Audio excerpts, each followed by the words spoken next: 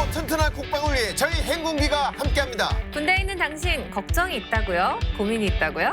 혹시 사랑하고 있나요? 아니면 사랑하고 싶은가요? 뭐가 걱정입니까? 형이 다 해결해 줄게요. 딱딱한 군대요. Everybody say.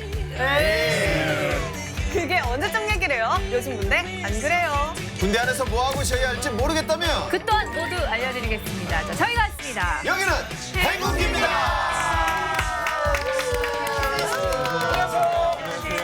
안녕하세요. 여러분, 이 AI 발전은 대체 어디까지일까요? 자, 지난 10월 장병들에게 높은 퀄리티의 의료 서비스를 제공하기 위해 인공지능 기반의 의료 영상 판독 솔루션을 격오지 등 군 병원, 의무병원에 활용한다고 밝혔다고 해요. 네, 군부대에서는 의료 영상을 빠르게 판독하는 전문의가 부족한 상황이었는데 인력 부족에 대한 문제에서는 물론이고 장병들에게 신속하고 정확한 의료 서비스까지 제공할 수 있겠네요. 네, 이미 국군 수도병원, 연평부대, 육군 7사단의 시범 적용을 시작했고요. 올해 말까지 군병원, 의무부대 등 36개소에서 단계적으로 적용할 계획이라고 합니다. 네. 아, 여기서 끝이 아닙니다. 의료 영상 AI뿐만 아니라 AI 감독관도 생겼다는 거 아시나요? 예스! 얼마 전 메타버스로 면접 본다는 이야기도 했었잖아요. 그게 군대에도 적용이 된다는 건데요. AI 감독관 솔루션은 시험 진행 시 정면 원격 카메라로 응시자의 표정, 동작, 주변 소음 등을 실시간으로 분석하고 네. 지원자를 모니터링함과 동시에 부정행위나 이상 움직임 등이 감지되면 이제 자동으로 의심 구간을 수집한다고 합니다. 진짜 세상이 매일 변하고 있다는 걸 실감하고 있습니다. 네. 자, 저희도 뒤처지지 않기 위해서 오늘도 한번 빠르게 달려볼까요? 네. 행군기 연애상담소 프리안 사랑. 행복했던 연애에 빨간불이 켜져서 고민이시라고요? 장병들의 모든 연애 고민을 해결해드립니다. 자유롭게 사랑하라. 행군기 연애상담소 프리안 사랑. 장병들의 연애를 책임지는 부사, 오늘은 어떤 사연이 도착했죠? 오늘은 저처럼 사랑스러운 여자친구가 세상 낯설게 느껴질 때가 있다고 합니다. 이게 고민이라는데요. 낯설게 느껴지면 반전 매력인 걸까요? 대체 그게 왜 고민인 거죠? 오늘도 나오셨나요? 여보세요? 충성! 제겐 애교 넘치고 귀여운 여친이 있습니다. 이게 무슨 복인지 다들 헤어진다는 입대 전 꽈우배가 저 사실 예전부터 선배 좋아했어요. 군대 가기 전 얘기하고 싶었어요. 라고 고백을 하지 뭡니까? 예쁘고 적극적인데다가 귀엽기까지 한 그녀인데 너무 감사했지요. 그리고 현재 6개월간 만나고 있습니다. 고민이 있을 리가 없는데 왜 사연을 보냈냐고요? 왜 보냈어요? 휴가 3일 전. 오빠 뭐해요? 나 오빠한테 물어볼 거 있어요. 뭐 하긴 나야 뜨구민이 연락 기다리고 있었지. 물어볼 게 뭔데? 다른 게 아니라 다음 주에 휴가 나오잖아. 그때 우리 과에서 나랑 제일 친한 애 아영이 알지? 알지. 전에 그 아영이만 같이 못 봤잖아. 그래서 말인데 그날 아영이도 같이 보면 어때? 나랑 제일 친한 친구라 오빠 궁금해하더라고. 당연히 괜찮지. 나도 보고 싶었어. 내가 친구들한테 오빠 잘생기고 다정하다고 자랑을 아주 그냥 막 너무 해놔서 애들이 엄청 기대를 하더라고. 거짓말을 많이 해놨네요. 아 뭐야. 내가 그렇게 좋아? 부담스러워. 당연하지. 입대 전에 고백 안 했으면 어쩔 뻔했나 몰라. 곰신보다 짝사랑이 훨씬 힘들었다고 자기. 아 나한테 이게 무슨 복인지 보고 싶다 우리 수민이. 이렇게 보면 세상 달달한 연인의 모습이죠. 네, 사실 단둘이만 있으면 아무런 문제가 없어요. 그런데 여친의 친구들을 만나면 달라진다는 게 문제죠. 휴가 당일. 아, 오빠 보는 것도 오랜만인데 아영이랑 보러 간다니까 너무 떨린다. 아 맨날 보는 과 친구인데 뭐가 떨려. 나도 몇 번 봤는데 뭘. 여기 토마토 파스타 맛있겠네. 그래도 이렇게 커플로 앉아있는 건 처음 보니까 근인이야도 멋있네 오빠. 미안, 나 좀 늦었어. 증상. 이쪽이지, 증상. 선배, 그게 제대로 들었는데? 아영아 선배가 뭐야. 내가 너보다 6개월 생일 빠르니까 형부라고 불러. 뭐야, 눈꽃이라, 뭐야. 그렇게 좋아한다고 하더니 사귀니까 좋아? 그렇게 좋아? 좋대. 알겠어. 그래. 슬형부라고 불러줄게. 슬형, 증상, 됐지? 일단 그 뭐 좀 시키자. 그 다들 배고프지? 내가 고를게. 일단 스테이크 하나랑 고르곤졸라 피자 하나 시키고 상큼하게 샐러드 어때? 참, 아영이 너 까르보나라 좋아하지? 이것도 시키자. 좋아하시. 저기요. 네, 나는 토마토 파스타. 야, 선배한테는 안 물어봐? 군인들 먹고 싶은 거 많다던데? 아이, 괜찮아, 괜찮아. 오빠는 내가 시킨 거 뭐든 잘 먹어. 그치? 그렇지. 뭐 대한민국 장병이 뭘 가리겠어. 선배 원래 이런 성격이었어요? 웬일이야. 진짜 듣던 대로 엄청 사랑꾼이네. 아, 그 외에 지난번에 100일 때는 서프라이즈 이벤트 해주셨다면서요? 우리 동기들 진짜 다 놀랬잖아. 100일? 나 그때 휴가도 못 나가. 그러니까. 나도 우리 오빠가 이렇게 사랑꾼인지 몰랐잖아. 근데 둘이 이렇게 앉아있는 거 보니까 진짜 잘 어울리긴 한다. 잠깐, 나 전화 왔어. 수민아, 그 100일 이벤트가 무슨 소리야? 그게 아니라 내가 전부터 오빠 짝사랑한 건 우리 과 사람들 다 알잖아. 고백도 내가 먼저 했고. 그래서 혹시 너 지금 거짓말한 거야? 그리고 나 미안한데 고르곤졸라 안 좋아해. 그냥 주는 대로 먹어. 못 내가 먹어.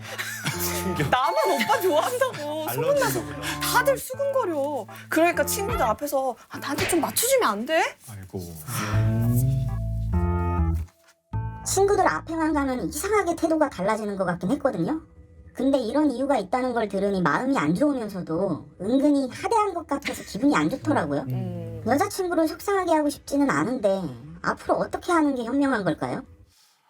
이 모든 그 과하면은 화를 부른다고. 정리하면 여자친구는 애인한테 사랑받고 있다는 거를 이제 주변 지인들한테 널리 알리고 싶다는 건데. 글쎄요, 이게 좀 방법이 좀 그렇네. 그렇죠. 근데 그 마음을 모르는 건 아니잖아요. 사실 다들 그렇잖아요. 연애 초창기에는 어디 가서든 내 연인 막 이렇다 이렇게 말하고 싶잖아요. 왜요? 우리 남자친구는 너무 다정하고 우리가 이번에 기념일 때 어디를 갔다 왔고 뭐 이런 걸 사줬고 진짜 뭐 이런 거 하고 싶잖아요. 또 다른 것도 아니고 20대 초반에는 특히 더 하죠. 안 그래도 애정이 들끓는 연애 초반에 나이도 어리고 만나는 친구들도 이렇게 많으면 서로 자랑하기 바쁘잖아요. 다들 인정하죠? 좀 털어놔 볼까요? 연애 초반에는 정말 돌이켜보면 만나는 사람마다 친구들, 뭐 선후배들 모두한테 다 자랑해, 다. 성격, 외모, 뭐 행동 하나하나 다 자랑했던 것 같아. 진짜 좋아했다. 그러니까 울지 마세요. 아이고. 자랑하면서 너무 내가 행복했던 것 같아. 진짜 사랑꾼이셨네. 그땐 그랬죠. 그래서 저는 자랑을 별로 안 했어요. 왜죠? 저는 좀 숨겼구나. 아무래도 연예인이기 때문에 뭐라고? 연예인. 우리는 우리는 개똥이었어, 우리? 저 비밀 연애 하다 보니까 물론 뭐 지인들한테는 이렇게 내 여자친구 굉장히 잘 맞는다, 잘해준다 뭐 이 정도였지. 오히려 저는 그런 친구를 봤어요. 저희 친구가 엄청 자랑을 하는데 굳이 말 안 해도 되는 자리에서 그 얘기를 이끌어내서 유도해서. 이렇게. 유도해서 뭐 예를 들면 싶으니까. 요즘 뭐 연애는 해? 자연스럽게. 그럼 이제 뭐 상대 물어볼 거 그치, 아니야. 너는? 나 지금 뭐 만난 친구인데 잠깐만 사진 보여줄까? 사진도 보여주고 나중에 사진도 뽑아가지고 엄청 붙여놓고 그런 친구를 봤어요. 전 연애할 때는 뭐 별로 이렇게 자랑하거나 그러진 않았는데 결혼하고 나니까 조금 바뀐 것 같더라고요. 결혼하고 나서는 이제 다른 쪽인데 장모님한테 저의 애정이 문제가 없다, 잘 지내고 있다라는 거를 보여주고 싶어가지고 제가 뭐 밑반찬을 하거나 뭐 김치찌개를 만든다거나 미역국을 끓인다거나 그러면은 그걸 다 사진을 찍어요. 그래가지고 자기 장모님한테 우리 이렇게 잘 지내고 있습니다 이렇게 자랑을 해요. 본인이 요리를 해서. 네. 문제가 좀 있는 집들이 그런 걸 감추기 위해서 약간 그런 건 아니고 쇼윈도 부부들이 그렇게 하는데 우리는 잘 지내고 있어요. 근데 뭐 이것도 사실 뭐 한때잖아요. 계속 그러실 수는 없을 거 아니에요, 사실. 그렇죠? 그럼 변하겠죠. 네, 한때. 그러니까 주변에 이렇게 애인 얘기하고 자랑하는 것도 그만큼 이제 애정이 막 넘치니까, 샘솟으니까 그렇죠. 하는 거잖아요. 자, 이게 사실 얼마나 귀여워요. 네. 귀엽잖아요. 사실 나이 들어봐요. 기억도 안 나고요. 말하기도 귀찮고요. 듣는 사람이 관심이 없어요. 그치. 네. 별로. 굳이. 오. 안물. 안물. 네, 그래도 저는 한편으로는 또 여자친구의 마음이 어느 정도 이해는 갑니다. 다른 것도 아니고 심지어 짝사랑했던 학교 선배고 입대 전에 본인이 고백을 했다고 했잖아요. 그리고 지금은 혼자 학교에 다니니까 이 과 친구들이 많이 물어볼 거란 말이죠. 아, 우리 연애 문제 없어, 잘 지내 라고 자랑을 하고 싶을 것 같습니다. 그 마음은 알겠으나 거짓말을 했다는 게 지금 문제예요. 이게 참 오늘은 누구 편을 들어주기가 좀 애매한데 일단 뭐 고민장병 입장에서 생각하면은 마음이 안 좋았을 것 같긴 해요. 친구 오기 전부터 그 토마토 파스타 먹고 있다 그랬는데 싫어하는 고르곤졸라를 시키고 이 이벤트라고는 휴가도 100일 휴가 못 나왔는데 이벤트 해줬다고 거짓말을 하고 그러니까. 그쵸, 이제 심정은 이해가 가지만 행동이 좀 너무 잘못된 것 같습니다. 이게 저렇게 표현한다고 해서 주변 사람들이 둘 사이를 막 부러워한다거나 행복하게 만나고 있구나라고 인정해 줄 것 같진 않은데 말이죠. 진짜로 뭐 얘기가 나왔지만 아까도 짝사랑이었고 고백도 먼저 하고 지금 남자친구 또 군대에 있으니까 벌어진 것 같은데 그래서 학교 친구들이 하는 말에 더 신경을 쓰는 걸 테고 네. 맨날 학교에서 친구들이 뭐 얘기를 할 거 아니에요. 또 짝사랑했던 걸 또 다 알았다면 뭐 오빠랑 잘 만나? 너 잘해줘. 아직도 너 혼자 좋아하는 거 아니야? 맞아. 뭐 이런 말을 들을 때마다 좀 가슴이 메어질 것 같아요. 그러니까 이게 아직 다 초반이라서 그런 것 같기는 해요. 분명 시작하는 단계에서는 내 애인과의 관계를 자랑하고 싶잖아요. 그 마음은 누구한테나 다 있잖아요. 그렇죠? 네. 그렇습니다. 나의 연애를 남에게 보여주고 싶은 그 마음 대체 왜 그런 걸까요? 궁금하신가요? 아니요. 제가 왜 그런지, 아니에요. 제가 왜 그런지 알려드리도록 하겠습니다.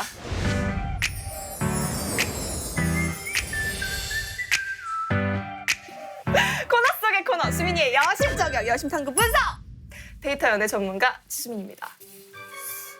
요즘 SNS를 보면 샵 러브피드, 샵 러브 인별그램 등 사랑을 과시하는 커플들 많이 보셨죠? 미국 하버퍼드 대학의 심리학자들에게 이 심리에 대해 분석했습니다. SNS를 이용하고 있는 108쌍의 커플에게 2주간 매일 일기를 쓰겠습니다. 그리고 2주 후 일기를 분석하니 사람들은 관계에 불안을 느끼면 애인과 관련된 글을 평소보다 더 열심히, 더 많이 올렸다는 결과가 나타났는데요. 그들의 말에 따르면 애정을 과시하는 포스팅 하나로 사람들에게 우리의 관계를 알리고 인정받는 느낌을 받았다고 합니다. 애인과의 관계가 불안할수록 주변에 더욱 자랑하고 과시한다는 걸 알 수 있는 실험이었죠. 자, 그럼 저희도 고민장병의 해결책을 줘야 할 것 같은데요. 자, 친구들 앞에서 유독 애정을 뽐내고 싶어 하는 여친 어떻게 하면 좋을까요? 네, 방금도 우리 지수민 선생님께서 얘기했듯이 이 관계가 불안할수록 주변에 자랑하고 싶다고 했잖아요.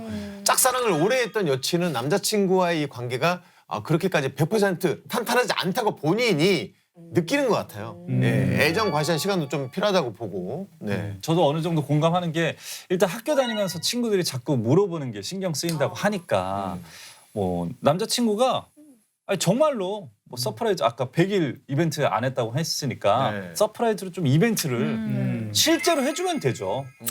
여자친구 기가 아주 팍팍 살 수 있도록. 강의실 그 강의 듣고 있는 우리 강의실에 문을 벌컥 열고 들어가서 군복 입고 꽃다발 들고 딱 안 돼. 다 보란 듯이 너무 부담. 그렇게 한번 하면 요새 비대면인데요. 강의 등록 그러면 아니고. 강의 듣고 있을 때 뒤에서 갑자기 이렇게. 모니터에 맞습니다. 좀 여자친구 길을 세워줄 겸 남자친구가 세게 나가야 될 것 같아요. 과 동기랑 후배들한테 역으로 여자친구 자랑을 또 해보시면 좋을 것 같습니다. 야, 내 여친 너무 예쁘지 않냐? 어떻게 나랑 사귀고 있는 거지? 이런 식으로 계속 자랑을 하다 보면 과 사람들이 에이, 그 소문 틀렸네. 사랑꾼 맞네. 하면서 좀 사그라들지 않을까요? 근데 저는 이게 조금 걸려요. 그 여자친구가 100일 이벤트 해줬다고 거짓말을 했잖아요. 그리고 친구 앞에서 남자친구의 의견을 묵살을 했잖아요. 그러니까 이게 애정 과시 자랑 이런 건 사실 귀엽고 물론 할 수 있는데 둘이서는 이렇게 좀 좋은 말로 조용히 좀 잘못된 점들은 좀 꼭 짚고 넘어가야 될 것 같아요. 저도 진짜 공감하는 게 여친의 거짓말은 멈추게 꼭 해야 돼요. 왜냐하면 그렇게 하지 않으면 이제 헤어질 수도 있을 것 같거든요, 저는. 그래서 남친을 자랑하는 마음은 충분히 이해는 하는데 MSG 치는 걸 넘어가지고 없는 일을 거짓말을 해서 이렇게 하는 건 진짜 중증이라고 생각을 하거든요. 일단 상황은 잘 모면했지만 진솔한 대화를 통해서 거짓말을 하지 않도록 하고 고치지 않으면은 진짜 헤어지는 것까지 생각을 해야 된다고 생각합니다. 저도 이제 여자친구분한테 말해주고 싶습니다. 힘들게 얻은 남자친구 그리고 이제 주변에서 들리는 안 좋은 이야기 때문에 좀 마음이 좀 불안하고 많이 속상한 건 사실인 것 같아요. 그래서 이제 더더욱 애정을 과시하려고 하는 행동도 조금은 이해가 됩니다. 하지만 과시하는 방법이 조금은 선을 넘은 것 같지 않나 싶어요. 이제 그렇게 되면 친구와의 우정도 애인과의 사랑도 둘 다 잃을 수 있다는 사실 꼭 기억하셔야 합니다. 아무래도 서로의 노력이 필요한 순간인 것 같습니다. 여자친구가 충분히 대화하면서 애정에 대한 믿음을 주기도 하면서 관계를 더 깊고 단단하게 발전시켜 나가면 좋을 것 같아요. 네, 자유롭게 사랑하라 행군기 연애상담소. 프리한 사랑은 기막힌 솔루션뿐만 아니라 여러분의 마음까지 토닥여드릴게요. 많이 많이 신청해주세요.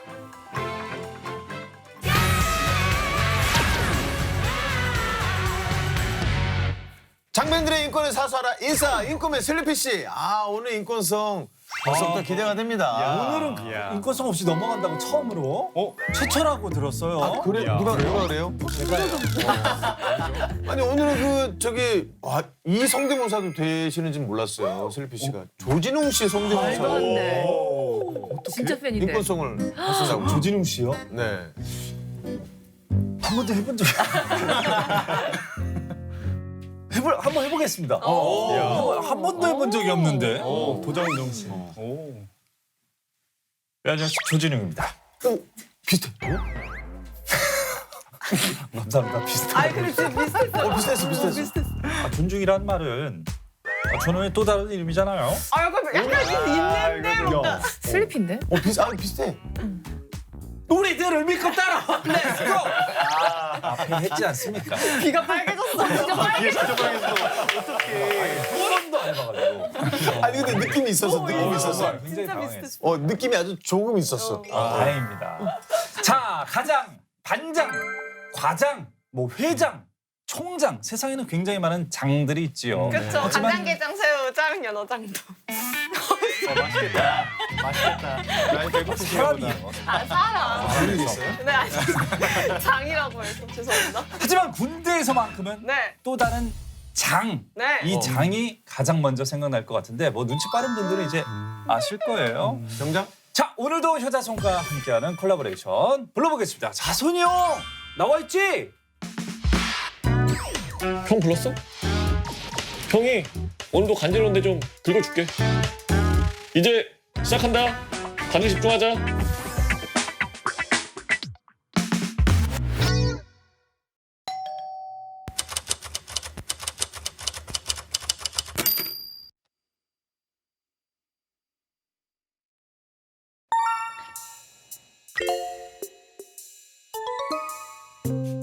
야 효자야.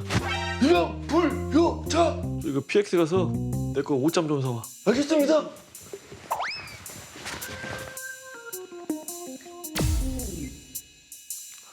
야 효자야. 불효자. 저그 행정마 가서 나 근무이나 확인 좀 하고 와. 알겠습니다. 야 효자야. 불효자. 건조대 가서 내 거 빨래 좀 걷어와라. 너무 시키다. 오늘 인권 심해져. 보셔야지. 왜? 아니 왜 이렇게 효자만 시킵니까? 시킬 수도 있지. 왜? 아니 뭐 시킬 수 있는데 박 변호사님 군대 애들도 있지 않습니까? 아무도 없잖아 내무실에. 아이 뭐 저번에 내무실에 있어도 계속 효자만 시키던데 말입니다. 좀 시키면 안 되냐? 그 말이 아니지 않습니까? 그럼 뭔데?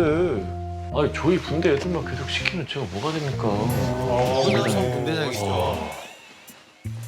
많이 컸다. 앞으로 좀 적당히 좀 시킵시오. 저도 박변호사님 군대에도 안 시키겠습니다. 형장들이 좀 더 됐다. 뭐 분대장 됐더니 뭐 고참 그냥 호구로 보내 호구로. 아유 박변호사님. 아유. 아니야. 박변호사님.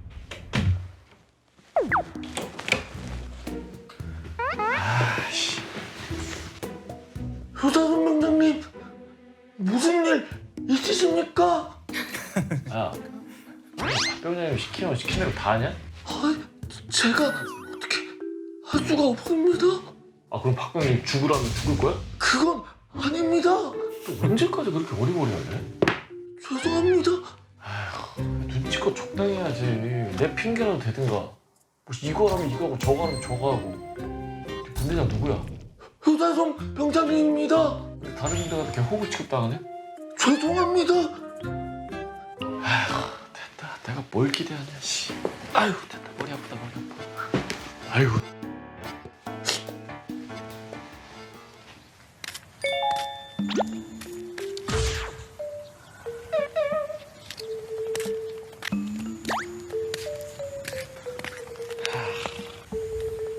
왜? 아닙니다. 왜 나왔냐? 보면 모르십니까? 전투화 닦으러 나왔습니다. 아 그래? 깨끗이 닦어. 예, 알겠습니다. 약간 기분 나빴냐? 아닙니다. 뭐 시킬 수도 있지만 미안하다. 씨, 니도 이제 분대장입니다. 제가 죄송합니다. 뭐 저도 이번 달에 분대 된다고 좀 예민했던 것 같습니다. 그치? 야, 3개월 차이면 많이 나는 거잖아. 알았다. 이제 분대장 책을 해줄게. 아까 그 효자일 기분 나빠서 미안하고. 괜찮습니다. 저 전투하다고 들어가겠습니다. 그래. 야, 근데 니 왜 그 이음태 쪽 칫솔로 안 닦냐? 아이 참. 알았다. 들어가십시오. 좋게 풀었네.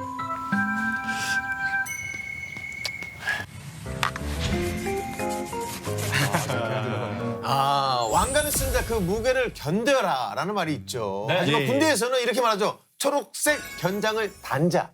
그 무게를 견뎌라. 이 분대장이라는 게 압박이 엄청나요. 네. 일단 분대장이라고 하면 군대에서 가장 작은 조직의 장을 말하는 거잖아요. 저희도 그동안 분대장 얘기는 몇 번 했던 것 같은데 영상 속에서 봤던 얘기는 좀 새로워요. 네. 자, 오늘은 2021 버전 분대장에 대해서 얘기를 해보도록 하겠습니다. 네, 분대장이라는 게 쉽게 말하면 이제 저희 학창 시절에 반장 그렇게 생각하면 될까요? 그렇게 단순하지가 않아요. 초등학교 때 반장을 떠올리면은 뭐 그 반을 대표해서 선생님한테 뭘 받아오고 하지만 이 큰 책임감 같은 건 없었잖아요. 그렇죠. 근데 이 분대장은 책임감과 무게감이라는 게 어마무시합니다. 그 과거에는 먼저 있던 분대장이 말년이 되면 뭐 상병이 된 후임에게 승계를 했는데요. 요즘에는 동기생활관으로 바뀌면서 중대장이 뭐 복무 태도나 여러 가지를 고려해서 부여를 하고 있다고 합니다. 부대에 따라 뭐 투표를 하기도 하고요. 육군은 보셨다시피 녹색 견장을 다는데요. 해병의 경우에는 분대장이 쓰인 빨간 훈장을 이렇게 단다고 합니다. 그리고 공군은 생활 관장은 이제 배지를 달게 하고 있죠. 육군은 녹색 견장이라고 했잖아요. 혹시 여기에도 또 무슨 의미가 있을까요? 이 슬리피 오빠가 하는 말이 군대에는 의미 없는 것은 없다라고 하셨잖아요. 그렇죠. 저를 찾으셨다면 놔주는 게 인지상정. 리피의 군대 TMI. 군대에는 의미 없는 일이 없다. 그건 언제나 통용됩니다. 자, 분대장이 차는 녹색 견장. 왜 하필 녹색인지 궁금하시죠? 네. 여러분 그리스 신화에 나오는 프로메테우스를 아시나요? 프로메테우스. 아시나요? 신 중에 신입니다. 제우스 몰래 인간에게 불을 훔쳐다 준 신인데요. 제우스는 화가 나서 프로메테우스에게 형벌을 내렸고 인류는 불을 쓰게 돼서 문명을 알게 되었죠. 그래가지고요. 그러니까. 그게 뭔 상관이에요? 프로메테우스하고 분대장이랑? 바로 프로메테우스의 심장이 네. 녹색이었다고. 걸픈 거. 그래서 이 희생하고 헌신했던 프로메테우스처럼 네. 이 견장을 차고 있는 분대장도 솔선수범을 하자 이런 우와. 뜻인 거죠. 오케이. 너무 신기하다. 깊은 뜻이 있었네. 네, 좀 하필 영화 같은, 네, 전래동화 같은 슬리피의 TMI였습니다. 전래동화. 네. 자, 분대장은 그 현존하는 모든 전투, 비전투 부대의 전시와 평시를 막론하고 병사들에게 명령권을 갖고 있는 최하위 직위라고 하잖아요. 자, 이게 할 게 굉장히 많을 것 같아요. 예, 진짜 많고도 많습니다. 너무 그래서 많아. 일단 분대장으로 선발되고 나면 전투병과는 2주, 기술행정부대는 1주에 분대장 교육을 받습니다. 이제 교육대마다 커리큘럼은 조금씩 달라질 수 있는데요. 이제 분대장이 되기 위한 덕목부터 리더십, 병 기본 교육 등을 받게 됩니다. 네. 그리고 자대에 오면 이제 본격적인 분대장 임무가 시작되는데 첫 번째로 가장 먼저 해야 될 게 병영 생활의 악습을 없애는 거죠. 다른 것보다 생활관에서 항시 이 동고동락하는 이가 분대장이잖아요.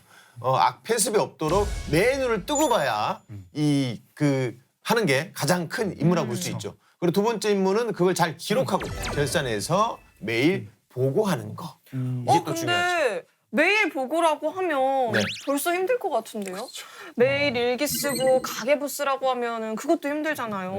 근데 부대원들이 어떤 일이 있는지를 매일 쓰라고 하면 좀 힘들지 않을까 네, 싶은데요. 맞습니다. 진짜 인사가 만사인 게 실제로 분대장들이 가장 힘든 일이 분대원들의 이제 신상 파악, 고충이 있거나 하면은 고충을 해결해 주는 건데요.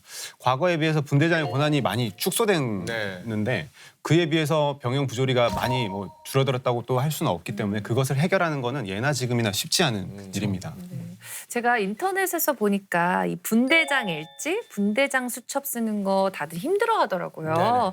왜냐면 생각해보면 아무 일 없는 평화로운 날들이 있으면 그때 뭘 적어야 되나 너무 고민이 될 것 같고 특히 말재주 없는 분들은 진짜 고민될 것 같아요. 맞아요. 우리 여름방학 어렸을 때 여름방학 숙제 하면은 진짜 정말 아무것도 안 하고 그냥 하루가 지나갔는데. 그거 밥 먹고 똥 쌌는데 뭐라 그래. 너무 공감할 거야. 너무 네. 그럼 나는 밥을 먹고 똥을 못 쌌다. 못 샀다.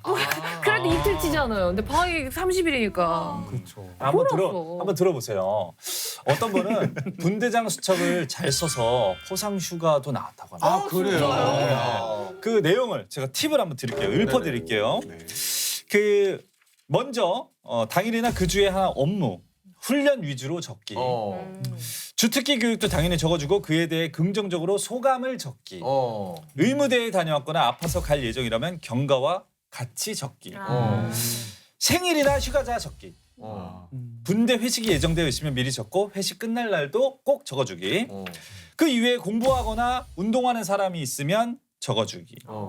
지금 말씀드린 이 레퍼토리를 돌려서 막으면 계속 돌리면 이 휴가증까지 보상까지 받을 수 있다고 합니다. 진짜 정말 아무것도 없을 때는 그냥 회식을 해야겠네. 네. 추가적으로 그렇죠. 이제 아무 일이 없으면은 이제 병사들 분대원들 개인적으로 상담을 해서 그 상담 내용들을 기입하는 란도 최근에는 이제 하고 있다고 하더라고요. 괜찮네. 추가적으로 이제 분대장의 임무 중에 분대원들에게 세부적인 임무를 나누는 것도 있습니다. 진짜 쉽게 말하면 이제 학교에서도 각자 맡은 청소구역이 있잖아요. 군대는 더 복잡하겠죠. 이제 그 중심에 있는 게 바로 분대장입니다. 청소구역을 나누는 것 이외에 소대나 중대의 임무를 하달씩 명령으로 전달해서 최종적으로 병사들에게 전달하는 역할을 하고 있는데요. 이제 그 외에 이제 휴대폰 관리라든지 점호판을 작성하고 또 점호를 보고하고 인원 체크하고 병사 자율위원회 회의라는 게 또 있거든요. 병사들끼리 회의하는 그런 회의들에도 참석을 하는 등 생활관의 전반적인 일을 모두 담당한다고 보시면 됩니다. 그 리더십을 기를 수 있다는 건 이외에 챙겨야 할 게 많으니까 당연히 쉽지가 않은데요. 그래도 확실한 보상이 있죠. 포상휴가. 네? 그리고 분대장 활동비라는 게 나옵니다. 크다. 예, 분대장 활동비는 분대원 1인당 2,000원인데요. 사람 인원에 따라서 모이면 이제 회식비로 많이 쓰도록 하고 제일 중요한 거는 휴가죠. 그렇죠. 한 달에 하루씩 포상휴가가 주어지고 혹은 6개월간 이제 분대장을 했다 하면 4박 5일의 포상휴가를 받게 됩니다. 분대장에게는 다른 병사를 지휘할 수 있는 지휘권이라는 게 또 주어져요. 그 말인즉슨 책임이 뒤따른다는 말이겠죠. 분대원 중 누군가가 실수를 하면 바로 그 분대장이 책임을 져야 됩니다. 그래서 이 평소에 분대원들이 말을 잘 듣도록 통솔하는 능력도 필요한 거죠. 이렇게 계속 이야기를 듣고 있으니까 이 분대장 굉장히 멋있으면서도 대견한 것 같습니다. 분대원들을 잘 관리할 수 있는 방법은 뭐가 있을까요? 네, 군대원들을 관리하는 방법으로는 다른 것보다 먼저 대화를 걸어가지고 소통할 줄 아는 것이 굉장히 중요한 것 같거든요. 말이 없는 분대원이 생각이 없는 건 또 아니거든요. 그렇기 때문에 먼저 말을 걸어가지고 고충을 듣고 해결하고 분대에 그렇게 하면은 사고가 이제 줄어들게 되는 거죠. 그리고 아까 활동비 나온다 그랬잖아요. 이거 바로 냉파 가야죠. 냉동 파리. 이게 뭐 힘든 거 얘기할 때는 앞에 맛있는 음식이 좀 있어줘야지. 그럼요. 그렇죠. 이게 또 국룰이잖아요. 치킨 하나 딱 잡고 나 이런 거 서운했다. 아 저도 그랬습니다. 하면서 이렇게 또 차차 쌓이는 전후에 이러면 뭐 속상한 마음도 좀 한 번에 풀릴 것 같아요. 네. 자, 이제 중요한 인권 침해를 저희가 짚어봐야 됩니다. 오늘 영상 속에서 인권 침해를 볼 수 있는 정황들이 있었나요? 네, 인권 침해라고 볼 수 있는 사안이 있었습니다. 네, 보면은 바로 분대장이 이등병에게 과도한 심부름을 시키는 행위였는데요. 그렇죠. 너무 시켰어. 네, 그렇죠. 네. 군인복무기본법 제35조, 부대관리훈령 제17조하고 제18조에 따르면은 병상호간에는 명령 지시를 할 수 없게 되어 있죠. 분대장은 지휘권이 있다 하더라도 그 지휘권을 넘는 사적인 지시는 할 수 없는 겁니다. 이러한 경우에는 엄중 문책을 받게 되는데요. 또한 이는 불효자 이등병의 헌법 제10조 일반적 행동자유권, 휴식권을 침해한 인권 침해 행위입니다. 네. 자 이렇게 후임에게 심부름을 시킨 분대장은 어떤 징계를 받게 되나요? 네, 후임에게 이제 이렇게 사적 지시한 심부름을 시킨 경우에는 군인 징계 업무 처리 훈령에 따라서 품위의무증 위반, 폭행, 가혹행위, 심부름 시키기로 그 횟수에 따라 휴가 단축에서 군기 교육에 징계 처분이 가능하고 영상에서 보는 것만 5회 이상, 불효자 이등병이 눈치를 보는 등 피해자가 복무 부적응하거나 전입 50일 이내의 신병이라면 가중하여 징계 처분을 받게 됩니다. 네. 그 이외에 분대장 관련해서 일어나는 또 다른 인권 침해 사안은 어떤 게 있을까요? 아무래도 분대장은 그 병사임에도 지휘권이 주어지니까 이에 관련된 내용들도 있을 네. 것 같은데. 네, 맞습니다. 분대장이 지휘권을 남용해서 마음에 들지 않는 분대원들에게 얼차려를 시키고 군장을 메고 이제 연병장을 돌게 한다거나 머리를 박게 하는 사례들이 발생하는데요. 이 역시 병영 부조리에 해당하고 권한을 넘은 사적 지시에 해당하기 때문에 이는 분대원의 헌법 10조 일반적 행동자유권 제12조의 신체의 자유를 침해한 인권 침해 행위입니다. 또한 반대로 분대원이 분대장을 모욕하거나 폭행하는 사례도 있었는데요. 그러한 경우에는 군형법이 적용돼서 분대장을 상관으로 인정하고 있습니다. 군형법은. 그에 따라서 상관 모욕죄, 상관 폭행죄가 성립해서 일반 형법에 비해서 더 중하게 처벌하고 있습니다. 네, 견장의 무게를 견디고 있는 전국의 분대장 여러분, 확실한 건요. 전역 후에 내가 진짜 분대장을 하면서 배운 게 많았구나라는 생각이 들 겁니다. 지금도 잘하고 있습니다. 믿으세요. 자, 그럼 장병의 인권을 사수하는 인사는 여기서 마무리하겠습니다.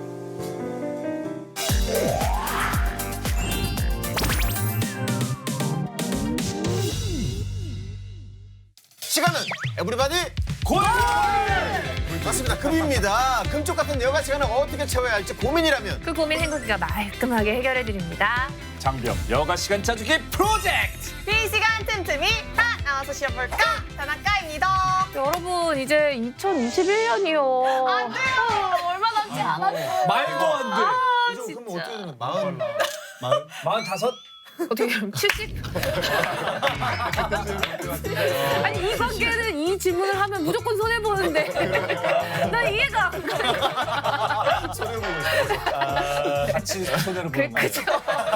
아 근데 2021년이 진짜 얼마 안 남았어요. 맞아요. 이제 연말인데 네. 자 연말이 다가올수록 더 핫해지는 주제 여러분 뭐라고 생각하세요? 크리스마스. 크리스마스. 메크. 메이크. 네 메크. 네. 메크면 좋겠죠. 송년회 뭐 그렇죠. 송년회 연말 메리 크리스마스. 근데 자 이런 걸 다 즐기려면 뭐가 필요하죠? 건강. 건강. 건강. 그렇죠. 요게 필요하잖아요. 요게 좀 필요하잖아요. 많이. 자 12월만 되면은 너도 나도 관심을 가지는 그런 주제인데 자 많은 분들이 관심은 있지만 제대로 하는 방법은 모르는 경우가 많다고 합니다. 일단 저희가 주제부터 확인해 볼까요? 주식이구나. 연말정산. 13월의 보너스 연말정산. 주변에서 직장 다니는 친구들을 보면은 나름대로 연말정산에 신경을 쓰고 있는데 세액 공제 방법부터 상품들까지 다양해서 어렵다고 다들 얘기하더라고요. 맞아요.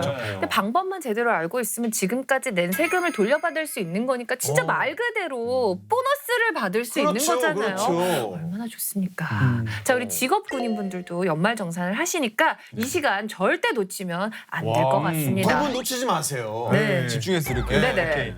맞습니다. 요즘은 똑소리 나게 굴어야 돈을 벌 수 있는 세상이잖아요. 장병들도 사회에 나가면 연말정산 연말정산을 해야 하니까 오늘 집중해서 봐뒀다가 꼭 유용하게 활용하셨으면 좋겠습니다. 오늘 좋겠네. 모르고 있다가 혜택을 놓치는 일만큼 아쉬움은 없잖아요. 오늘 장병들을 위해서 연말 정산에 대한 모든 것을 알려주실 멘토님을 모셨습니다. 더 늦기 전에 불러볼까요? 커튼을 걷어주시겠습니까?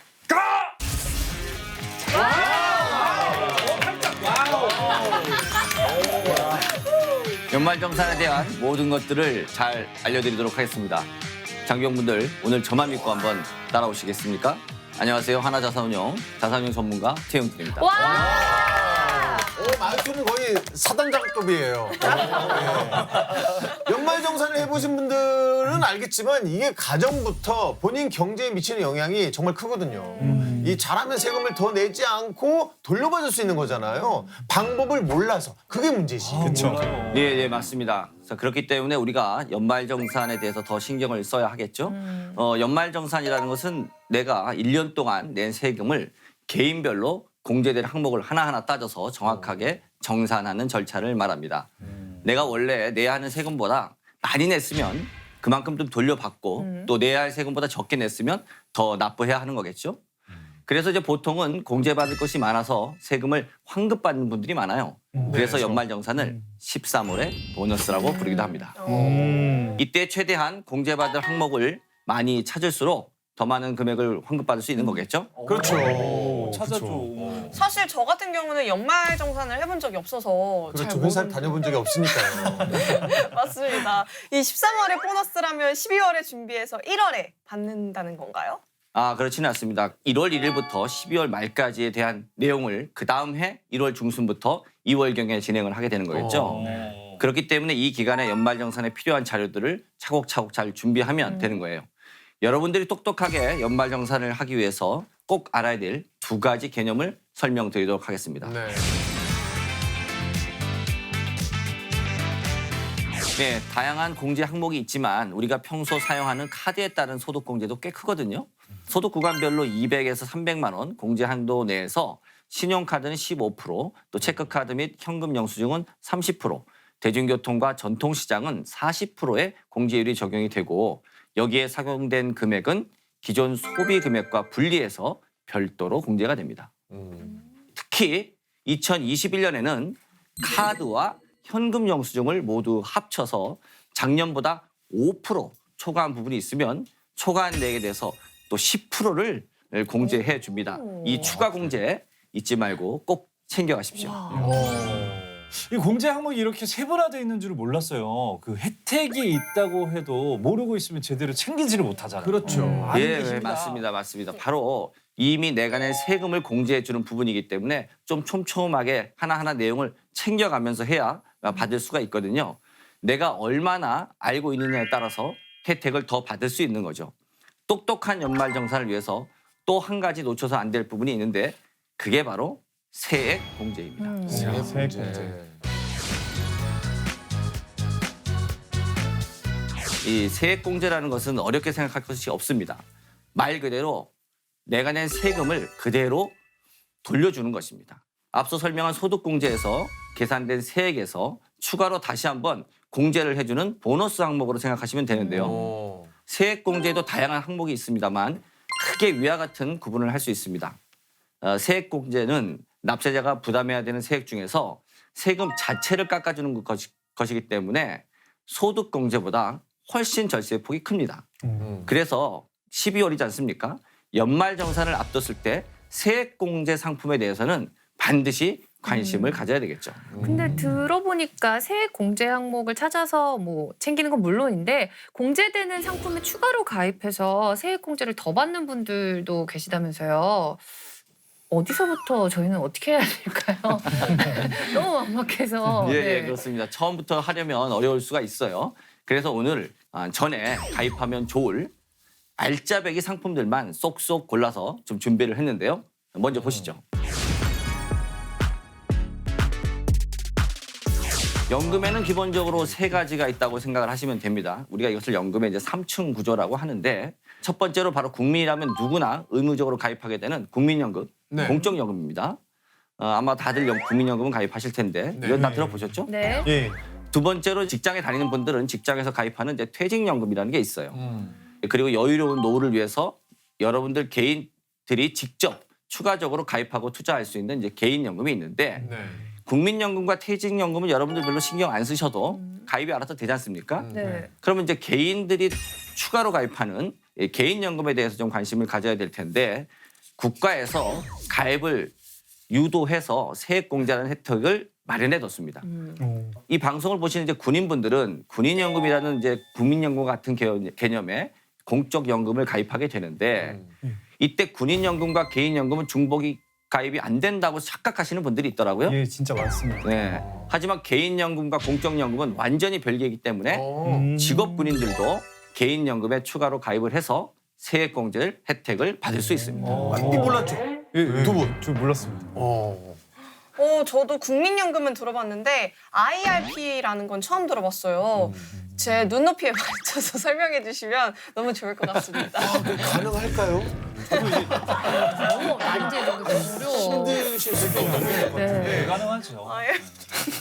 아니 제가 쉽게 설명을 해드리겠습니다. 아, 그래요? 감사합니다. 네, 저도 이제 중복 가입이 가능하다는 건 오늘 처음 알았는데 이제 공제 상품 중에는 연금 관련 항목에도 두 가지가 있는 것 같습니다. 연금저축과 이 IRP 서로 다른 건가요?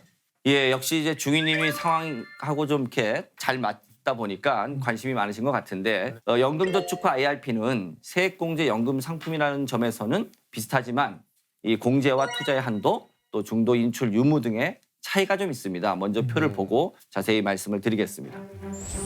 이걸 절세 전략이라고들 많이 하는데요. 연금저축과 IRP 모두 노후 대비와 함께 세액공제 혜택을 많이 받을 수 있다는 게 가장 큰 장점입니다. 하지만 이 두 상품에는 큰 차이점도 있는데요. 연금저축은 가입 자격을 누구나 제한하지 않고 가입할 수 있다는 점입니다. 또 IRP는 근로소득자만 가입할 수 있습니다. 그래서 가입 자격이 좀 다르죠.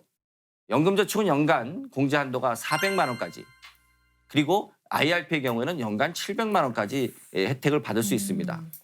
또 연금저축은 해지 없이 중도의 인출도 가능합니다.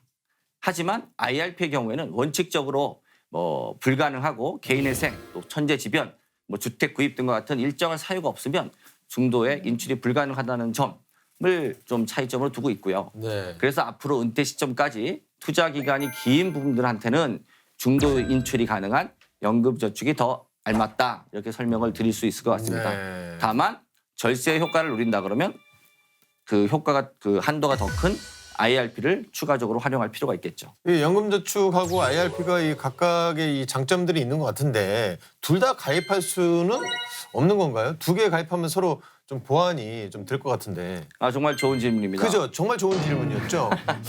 물론 그렇기 때문에 이 두 가지 상품 모두 가입할 수가 있습니다. 하지만 가입해서 세액공제 한도는 400만 원과 700만 원을 합친 1,100만 원이 아니고 두 상품을 가입한 전체 공제 한도는 700만 원입니다. 그래서 제가 추천드리는 방법은 연금저축을 우선적으로 가입해서 400만 원의 공제 혜택을 받고 추가로 IRP를 가입해서 여유가 있다 그러면 300만 원을 추가 가입해서 연간 700만 원씩 공제를 받으면 좋고요.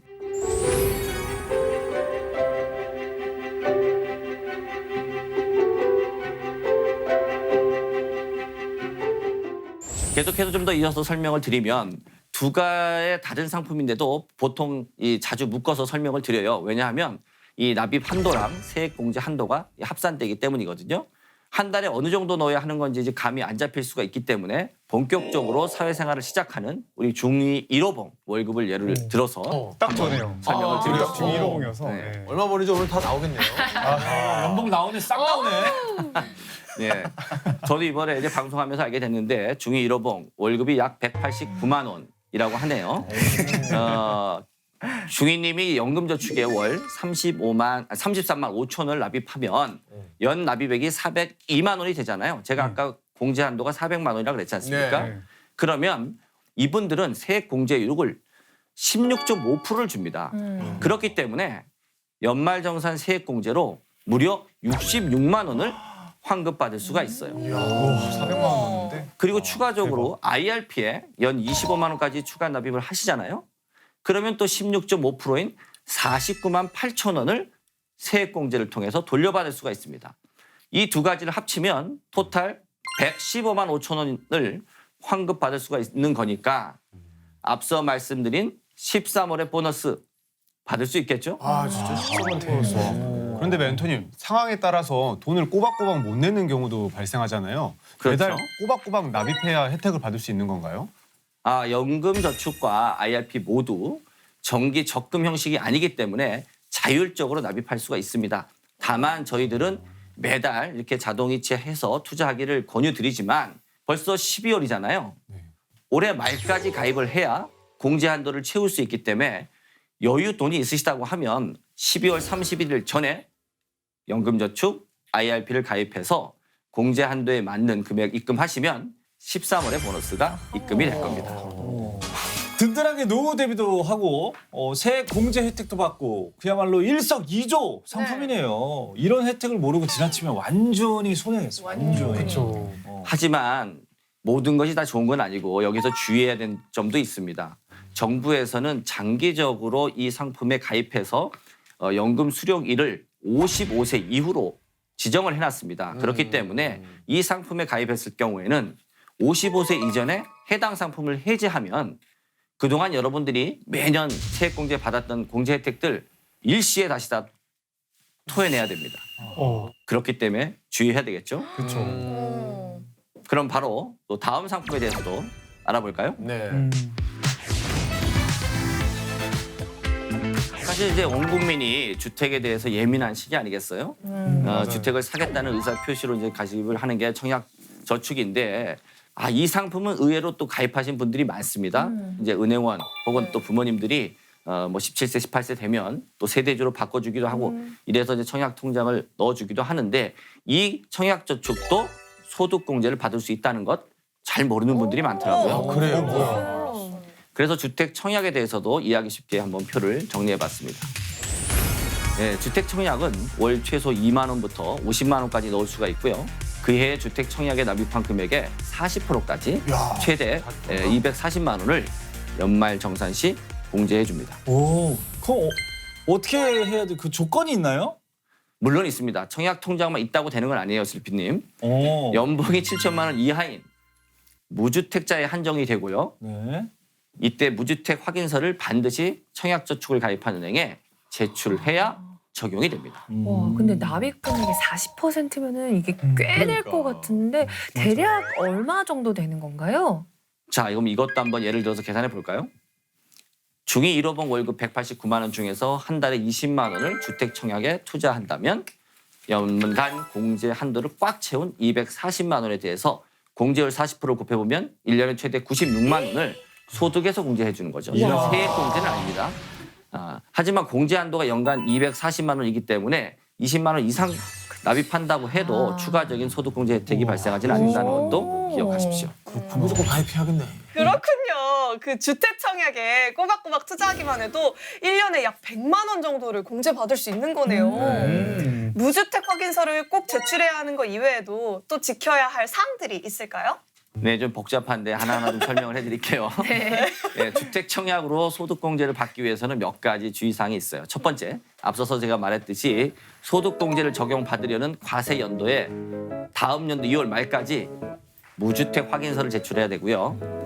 해당 과세 연도의 총 급여액이 7천만 원 이하의 근로소득이 있는 거주자여야 한다라는 게 좀 제한이 있습니다. 네. 또 과세 연도 중에 주택을 소유하지 않은 세대주여야 되고요. 네. 또 주택 청약 의무 가입 기간인 5년이라는 점을 꼭 유념해 두셔야 됩니다. 만약에 연말 정산만 받고 5년 이내에 해지할 경우에는 총 납입 금액의 6%를 또 추징금으로 내야 합니다. 이 조건을 모두 충족할 경우에 소득 공제가 가능하다는 점 기억해 주십시오. 내 집 마련과 더불어 소득 공제까지 받을 수 있다는 거는 너무 좋은 것 같아요. 그런데 현재 내 집이 없는 사람들의 가장 큰 고민은 월세잖아요. 맞습니다. 이 자취를 하는 20대들은 특히 네. 딱 수민 씨인데 맞아요. 정말 공감을 많이 할 거예요. 아니 그것도 그렇지만 그 대출을 받아서 저 전셋집을 구해도 문제예요. 이 한 달에 나가는 비용이 만만치가 않다는 말이거든요. 월세랑 전세 대출금도 소득공제 받을 수 있으면 참 좋을 텐데요. 짱인데. 네. 사실 이 월세랑 전세 대출도 소득공제를 받을 수 있습니다. 그래요? 입대 전에 월세를 지불했던 적이 있는 장병들이라면 절대 놓쳐서는 안 될 혜택 같은데요. 군 본부 전에 또는 복무 기간 중에 발생한 아르바이트, 또 공모전의 상금이나 경품, 다양한 세금 중 일부가 환급이 가능합니다. 또 당해뿐만 아니라 혹시 놓치고 있었다면 5년 이내 거라 그러면 조회해서 환급 받을 수 있으니까 내가 놓친 환급액이 없는지 꼭 알아볼 필요가 있습니다. 진짜로 연말정산은 아는 게 힘인 것 같아요. 그러니까요. 네, 여러분 꼭 기억해 두셨다가 돌려받을 수 있는 혜택들은 빠짐없이 받으시길 바라겠습니다. 또 작년까지 이제 홈택스나 세무서에서 근로자가 직접 발급받은 개인별 간소화 자료를 회사에 제출하는 방식으로 연말정산이 진행됐었거든요. 네. 근데 올해부터는 연말정산이 좀 더 간소화가 됐습니다. 네, 국세청에서 회사로 간소화 자료를 직접 제공하는 시스템인 연말정산 간소화 자료 일괄 제공 서비스인데요. 국세청에서 제공한 자료에 추가할 내용이 있거나 수정이 필요한 경우에만 근로자가 회사에 증명 자료를 제출하면 되기 때문에 연말정산에 드는 비용 그리고 시간을 상당히 줄일 수 있었죠. 아, 저는 이 5월 달에 종합소득세도 신고를 하지만 회사를 하고 있잖아요. 그리고 회사에 속해 있기 때문에 저도 연말정산을 계속 하고 있었어요. 근데 오늘 멘토님 말씀이 정말 도움이 많이 되네요. 예. 고맙습니다. 네, 오늘 멘토님과 함께 연말정산의 처음부터 끝까지 싹 정말 훑은 것 같아요. 예. 연말정산 전에 꼭 알아야 할 팁까지 습득할 수 있었던 아주 유익한 시간이었습니다. 감사합니다. 네. 연말정산이나 경제에 대해서 배우려고 하면 사실 지루하고 잠 오고 좀 어렵기 마련인데 멘토님께서 정말 귀에 쏙쏙 박히게끔 설명해 주셔서 너무 좋은 것 같습니다. 아니 톤 자체가 꽂히네요. 맞아. 맞아요. 네, 멘토님 톤 자체가 완전 귀에 그냥 꽂혀. 그렇습니다. 자, 오늘은 저희가 연말정산에 대해서 알아봤다면 이제 다가올 2022년 경제에 대해서도 좀 알려주셔야지 저희가 또 대비를 하고 또 할 거 그렇죠. 아니에요. 그렇죠. 이건 군 너무 좀 욕심을 부리는 건가요, 아니 제가? 오신 김에 다 빼먹어야 돼. 어떻게 해요? 멘토님 어떻게 할까요? 그러면 다시 한번 네. 불러주시면 장병들을 위해서 모든 팁을 좀 알려드리기 위해서 다시 한번 나올 수 있도록 하겠습니다. 너무 좋다. 아니 지금 제가 알기로는 그 저기 전무님으로 알고 있는데 네네. 많이 한가하신가 봐요. 다음 주에도 출연 약속하신 겁니다. 네네. 아, 네 감사합니다. 걸렸어. 이렇게 흔쾌히 다음 주 출연까지 확정해 주시고 감사합니다. 오늘보다 더 알찬 정보라고 하니까 더 기대가 되네요. 네. 자 그럼 멘토님 저희는 다음 주에 또 만나죠. 감사합니다. 네, 장병들의 슬기로운 여가 생활을 위한 단학가 다음 주에 더욱 유익한 주제로 다시 돌아오겠습니다. 건강하고 열린 병역 문화를 위해서 저희 행군기는 항상 함께합니다. 전분의 행복한 병영 생활을 위한 행군기 다음 주에도 많은 기대 부탁드립니다. 저는 정래 행군 바로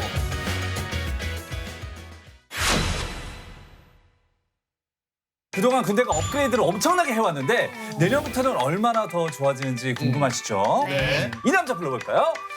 소녀! 준비됐지? 다들 집중하자. 2등병, 1병, 상병 때 이제 뭘 이렇게 오래됐다 그래. 15년 정도면 좀 오래된 거 아닌가요? 에이 25년. 외박이라던가 외출 나가서 이제 장병 그리고 시청자분들에게도 추천할 수 있는 재테크 방법 가지고 왔습니다. 전 세계 우량 주식에 투자하는 글로벌 주식형 펀드를 추천드리고자 합니다. 블록체인 테크놀로지나 또 가상자산, 해외 시장에서도 상장되어 있는 ETF 등 좀 더 구체적으로 콕 좀 찍어주시죠. 뭘 사야 되는지 회사 이름을 말씀해 주세요. 군대에 있는 장병들이 절대 놓치지 말아야 할 군테크 한번 시작해 볼까요? 네. 네.